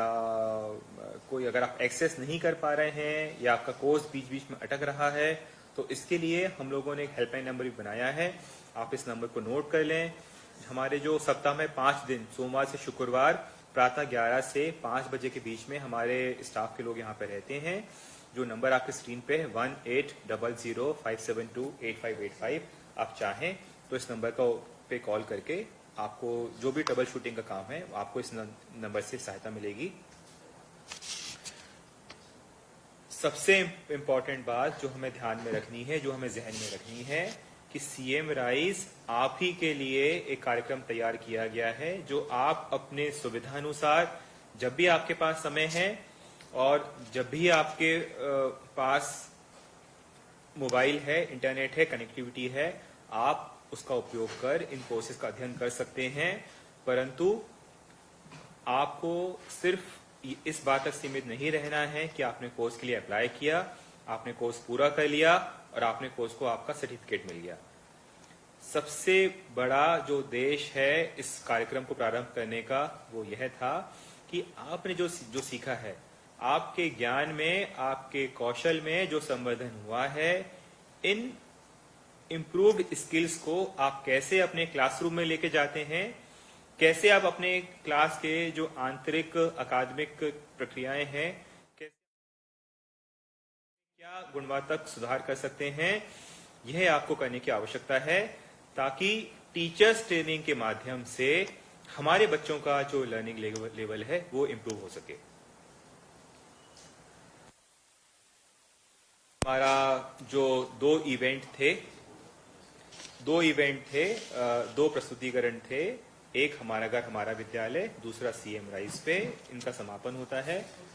चैट बॉक्स में या फेसबुक पे कमेंट्स के माध्यम से आपने जो भी हमें सुझाव दिए होंगे, तो जो भी आपकी आशंकाएं होंगी या सुझाव होंगे, उसको हम लोग रिकॉर्ड कर लेंगे और एक FAQ के रूप में संकलित कर आपके साथ शेयर करेंगे। मेरा आप सभी से निवेदन है, जो प्रमुख सचिव मैडम ने जो कहा था वो मैं दोहराऊंगा बहुत संक्षेप में, कि आपके कंधों पे एक बहुत महत्वपूर्ण जिम्मेदारी है। जिम्मेदारी सिर्फ अपने नैतिक कर्तव्य को लेके नहीं है, जिम्मेदारी इस बात को लेके है कि हमारी शालाओं में जो आने वाले बच्चे हैं उनके सामाजिक आर्थिक परिवेश से आप सभी वाकिफ हैं, और इस चीज को भी आप समझते होंगे और उसकी चिंता करते होंगे कि इन बच्चों के पास सीखने का सिर्फ एक ही माध्यम है, वो है शाला, जो वर्तमान में बंद है, और उनको सिखाने के लिए सिर्फ एक ही माध्यम है, वो है उनके टीचर, उनके शिक्षक साथी, यानी कि आप सब। तो इसीलिए आपको पूरे समर्पण के भावना से, पूरे सेवा भाव से, पूरे प्रेम से ये प्रयास करना है कि हमारा घर हमारा विद्यालय कार्यक्रम का है जो संचालन है वो बहुत अच्छे तरीके से हो। और अंत में मैं बस यही कहूंगा कि जिस तरह से आप लोगों को जब अन्य विभाग की जिम्मेदारियां दी जाती हैं, चाहे वो चुनाव के संबंध में हो, आपदा प्रबंधन के संबंध में हो, सेंसस के संबंध में हो, या आपने कोविड वॉरियर के रूप में जो अभी उत्कृष्ट कार्य किया है, उसी तरह की उत्कृष्ट कार्य करने की आवश्यकता है, ताकि हमारी शालाओं में जो पढ़ने वाले बच्चे हैं उनका जो सीखने का स्तर है, उनकी जो सीखने की गुणवत्ता है, उसमें भी हम लोग उत्कृष्टता हासिल कर सकें। अंत में बस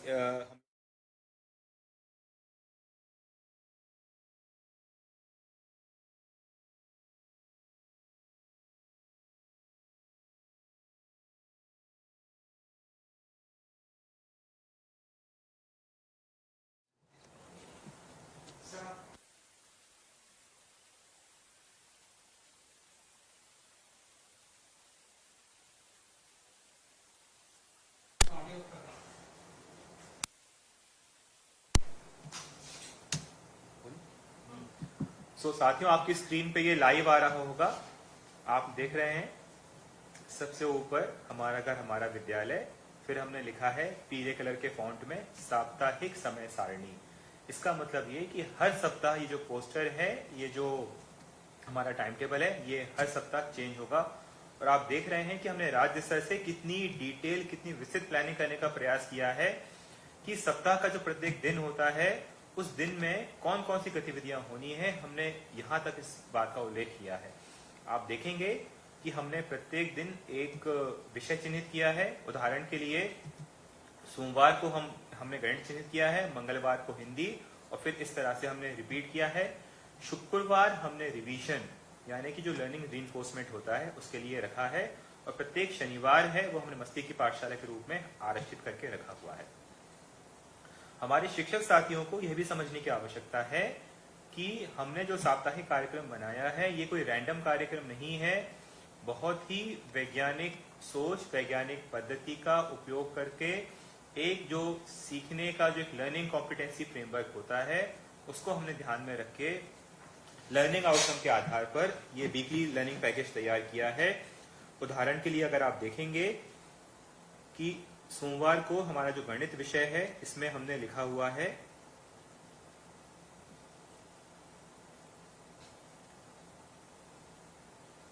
आकृतियां और स्थान के अंतर्गत अंदर बाहर। तो हमारा ये लर्निंग आउटकम है। इसको सिखाने के लिए आप देख रहे हैं कि 10 से 11 बजे के बीच में डिजीलैब के माध्यम से एक वीडियो लिंक भेजा जाएगा, और हम जल्दी ही वो वीडियो लिंक भी इसमें एम्बेड करके, इसमें पेस्ट करके आपके पास उपलब्ध कराएंगे। फिर 11 से 12 हमारा जो रेडियो स्कूल कार्यक्रम आता है उसमें हम रेडियो के माध्यम से जो हमारे अन्य कार्यक्रम आ रहे हैं, बीच में हम ये भी इंसर्ट करेंगे कि हमारा जो लर्निंग आउटकम है जिसका हमने वीडियो आपको भेजा है, उस वीडियो से जुड़ी हुई कौन सी गतिविधि है जो हमें दक्षता उन्नयन की वर्कबुक है उसके माध्यम से करानी है। तो आप देख रहे हैं कि रेडियो कार्यक्रम में जब हम अनाउंस करेंगे तो 12 से 1 बजे का हमारा जो समय है उसमें हमने लिखा है कि कक्षा 1 की पाठ्य पुस्तक के पृष्ठ क्रमांक 1 व 2 पर ऊंट क्या कर रहा है। तो इस तरह का आप देख रहे हैं कि हमारा लर्निंग आउटकम, हमारा रेडियो, हमारा टीवी, हमारी पाठ्य पुस्तक और हमारी जो वर्कशीट है वो आपस में जुड़ी हुई है। तो ऐसा नहीं है कि हम किताब का कोई और पन्ना पढ़ाएंगे, दक्षता उन्नयन किसी और कॉम्पिटेंसी की कराएंगे और वीडियो किसी और चीज का भेजेंगे। तो हम लोगों ने बहुत ही ध्यानपूर्वक इन सभी कड़ियों को जोड़ने का प्रयास किया है